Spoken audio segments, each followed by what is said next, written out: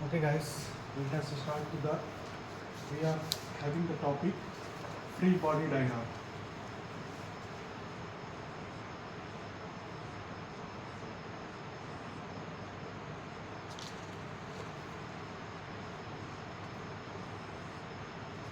पहली बात तो हमें ये समझना पड़ेगा कि फ्री बॉडी डायग्राम होती क्या है। जैसे खुद कह रहा है कि फ्री बॉडी डायग्राम एक वर्ड इटसेल्फ में ही ये कह रहा है कि एक कोई भी बॉडी लो, राउंड शेप, इरेगुलर शेप, उस पर कितने फोर्सेस एक्ट कर रहे हैं, आइदर कॉन्टैक्ट फोर्स और नॉन कॉन्टैक्ट फोर्स। जैसे मान लो नॉन कॉन्टैक्ट फोर्सेस पे क्या हो जाते हैं, एज ए एग्जांपल ले लो ग्रेविटेशनल फोर्स या फिर इलेक्ट्रोस्टैटिक फोर्स, ऐसा कह सकते हैं। और बाकी कॉन्टैक्ट फोर्स में तुम क्या कह सकते हो, जैसे कॉन्टैक्ट में हम लोग ने पिछली बार पढ़ा था कि कॉन्टैक्ट में हमने क्या कह सकते हैं कि नॉर्मल कोई फोर्स लगा रहा है, नॉर्मल फोर्स हो गया, ठीक, या फिर टेंशन हो गया,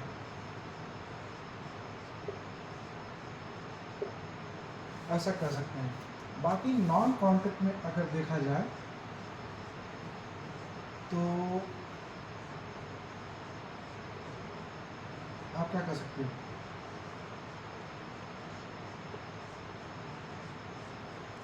ग्रेविटेशनल हो गया,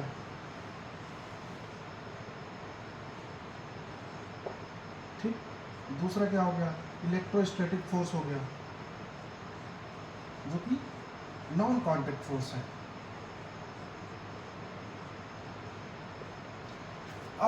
अब ये कह रहा है कि फ्री बॉडी डायग्राम बना, मान लो कोई भी बॉडी है,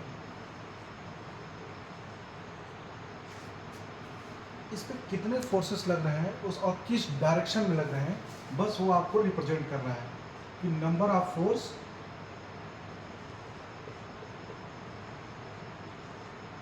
एंड इट्स डायरेक्शन।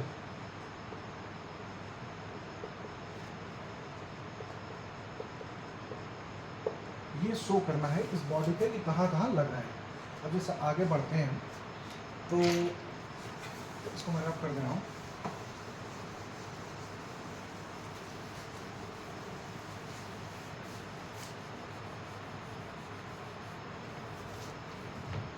अब जैसा देखा जाए कि जैसे मान लीजिए इसका मास कैपिटल एम ले लें,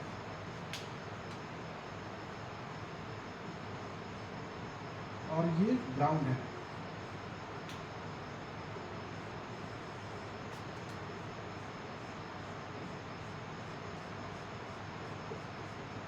ये ग्राउंड है,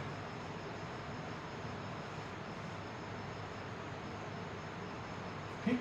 तो अब इस पर क्या क्या फोर्स लग रहा होगा, अब गेस करो आप ही कि जैसे मान लो ग्रेविटेशनल फोर्स तो हमेशा लगेगी ही लगेगी, इसका सेंटर ऑफ मास के नीचे, ठीक, क्या लगेगा, एम जी। यहाँ पर इसका खुद मास हुआ, mass of a body and gravity due to acceleration, ये हो गया force due to the earth. अब इस पर दूसरा क्या, ये जो ग्राउंड है ये अब इसके ऊपर लगाएगा नॉर्मल रिएक्शन फोर्स, ठीक, इसके ऊपर ही लगेगा, ये हो गया एम। तो ये होता है body representation, body free body diagram, ठीक है। अब जैसे और भी एग्जांपल लेते हैं अपन,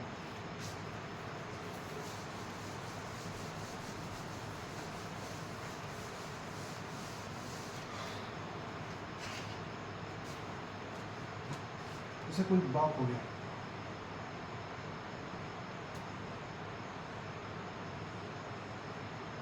ठीक,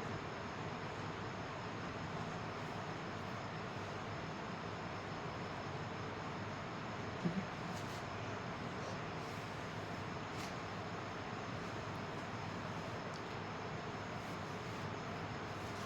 अब इस पर कोई बंदा खड़ा है, बंदा यानी इन द सेंस कि कोई आदमी खड़ा है इसके फ्रंट में, और ये नीचे ग्राउंड है,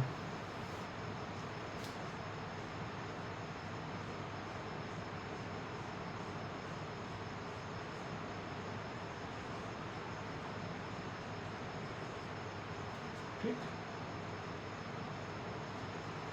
तो पहली बात ये है कि अगर ये ब्लॉक है,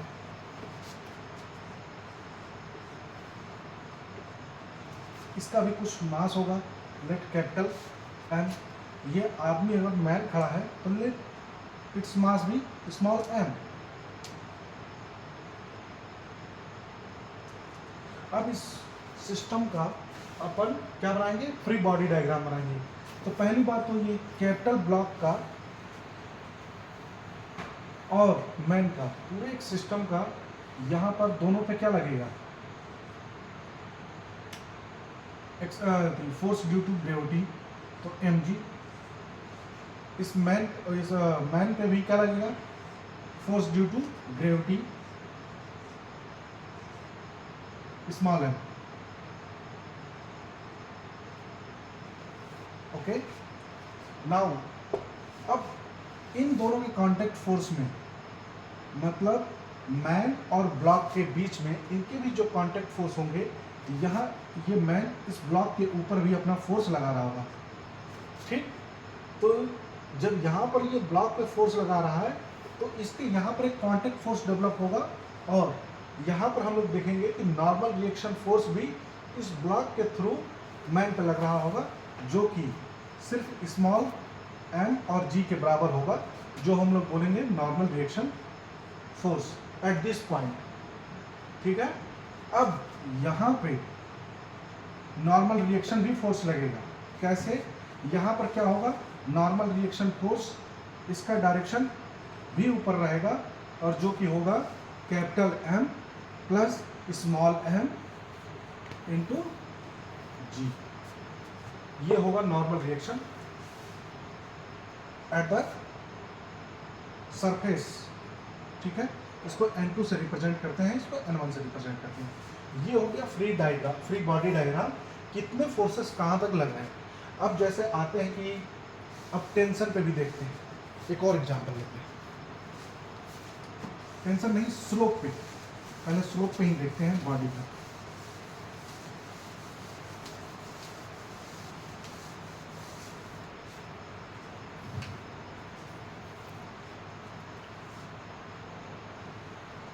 हाँ, नॉर्मल रिएक्शन फोर्स N1 हमेशा परपेंडिकुलर लगता है कांटेक्ट सरफेस के, ये बात ध्यान रहे हमेशा, कांटेक्ट सरफेस के हमेशा परपेंडिकुलर लगता है।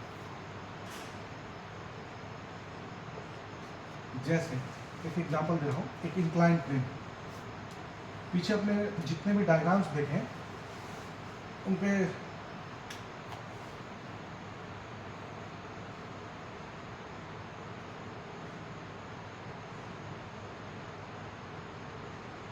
ठीक है, ये ग्राउंड हो गया, ये किसी एंगल पे इंक्लाइन है, ठीक। और यहां पर हमने मास रखा है, ये m। तो अब बताइए कि इसका फ्री बॉडी डायग्राम हम कैसे बनाएंगे। जैसे ये है तो एक्सेलरेशन ड्यू टू ग्रेविटी वो हमेशा परपेंडिकुलर लगती है towards the centre of earth, ये तो आपको बेसिक पता ही है। ये हो गया स्मॉल m g। अब एक बात बताओ, अब यहाँ पे है, ये सरफेस है, इंक्लाइन प्लेन का सरफेस है, तो यहाँ भी तो कुछ नॉर्मल रिएक्शन फोर्स लग रहा होगा, इसके वजह से दोनों कांटेक्ट में है। तो अब यहाँ पे ये है एक parallel to incline and perpendicular to incline. अगर मैं इस mg को, फोर्स ड्यू टू ग्रेविटी को, मैं इसको तोड़ रहा हूँ दो हिस्सों में, parallel to incline and perpendicular to incline, तो ये क्या आएगा, mg साइन थीटा। ये अगर थीटा है तो ये क्या होगा, ये भी थीटा होगा, तो ये क्या हो जाएगा, mg साइन थीटा, और ये mg कॉस थीटा। अब यहाँ पर हम देखने को मिल रहा है कि यहाँ पर जो नॉर्मल रिएक्शन फोर्स होगा वो mg कॉस थीटा के बराबर होगा। अब तो आपको पता चल ही गया होगा कि नॉर्मल रिएक्शन फोर्स हमेशा कांटेक्ट सरफेस के पैरेलल लगता है, ठीक, यहाँ देखने से मालूम चलता है। अब आते हैं हम लोग कि इस पे ये फोर्स लग गया, फोर्स पैरेलल टू इंक्लाइन पे, and force perpendicular to the mass. ना इसका नॉर्मल रिएक्शन फोर्स भी आपको देखने को मिल गया। तो ये दो चीज़ें थी जो आप इस पर फ्री बॉडी डायग्राम पे देख सकते हैं। अब आते हैं टेंशन पे। ये तो हो गया, अब आगे बढ़ते हैं।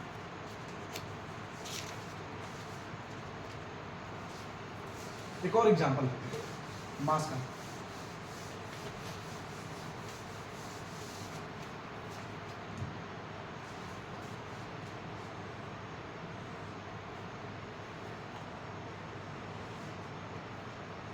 ये बड़ा ब्लॉक है,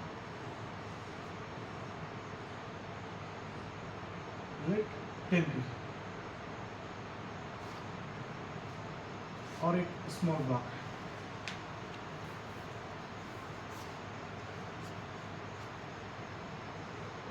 फाइव kg। अब क्या हो रहा है, यहाँ पर अपन फोर्स लगा रहे हैं, ठीक है, फोर्स लगा रहे हैं 100 न्यूटन लेट।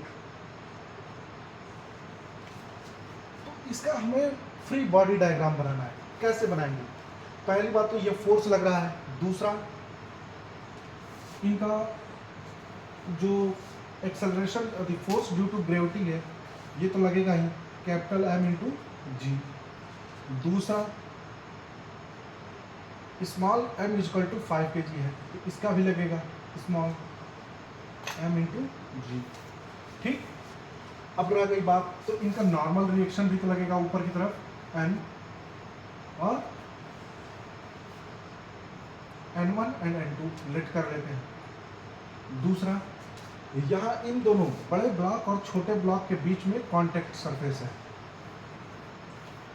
तो यहाँ भी इनके कांटेक्ट सरफेस पे नॉर्मल रिएक्शन फोर्स लगेगा एक दूसरे के, जो कि इसके द्वारा लगाया हुआ कांटेक्ट फोर्स मतलब नॉर्मल रिएक्शन फोर्स इधर होगा, और इसके द्वारा लगाया हुआ नॉर्मल रिएक्शन फोर्स इस डायरेक्शन में होगा। अभी ओवरऑल इसका एक्सेलरेशन वगैरह हम बाद में देखेंगे कि पूरा सिस्टम जैसे मैग्नीट्यूड निकालना होगा कि यहाँ इसके द्वारा लगाया हुआ फोर्स इस पर कितना लग रहा है, और इसके द्वारा लगाया हुआ फोर्स इस पर कितना लग रहा है। तो ये हम आगे जब हम कैलकुलेशन करेंगे तब उसमें हम देखेंगे कि कितनी वैल्यू हो रही है। यहाँ तो क्लियर हो गया। अब आते हैं टेंशन पे, आगे मूव करते हैं।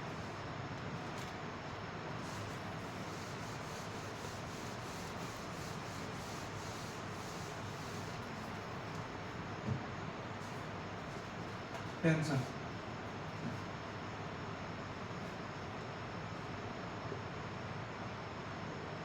पहले हमें एज्यूम करना होगा कि हमारे सिलेबस में जहाँ तक है टेंशन जो स्ट्रिंग होगी, स्ट्रिंग क्या होगी, मासलेस होगी।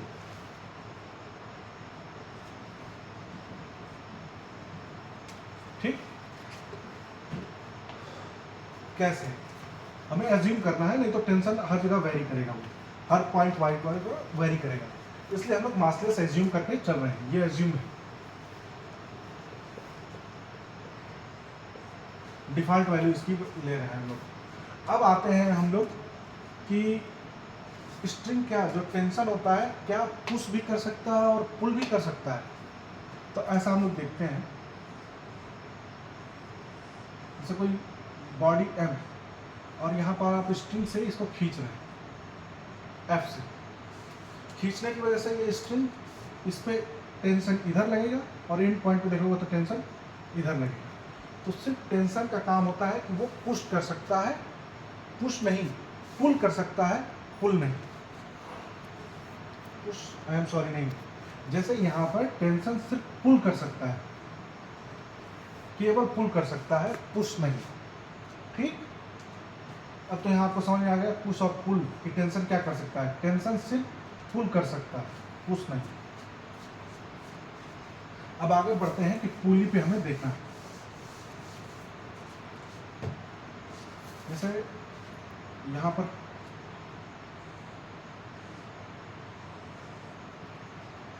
पर आप एज्यूम करेंगे कि मासलेस पुली।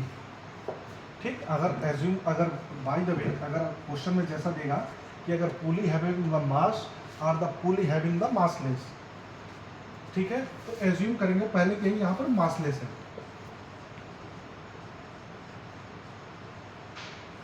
ठीक।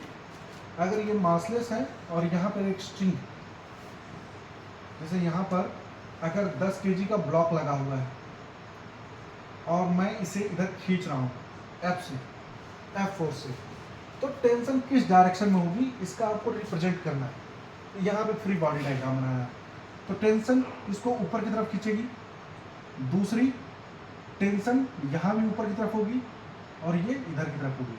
टेंशन दोनों तरफ डायरेक्शन दे सकते हैं क्योंकि उनका इंटरमॉलिक्यूलर फोर्सेस होता है कि वो किस डायरेक्शन में आगे बढ़ना है, बस इसको यही ध्यान में रखना है। और दोनों तरफ टेंशन क्या होगा, एक स्ट्रिंग में एक ही टेंशन होता है, ध्यान देना इस बात को, ठीक है। और यहाँ पर जो 10 kg है इसका ग्रेविटी क्या लग रहा है, फोर्स ड्यू टू ग्रेविटी, यहाँ पर क्या होगा mg, बस।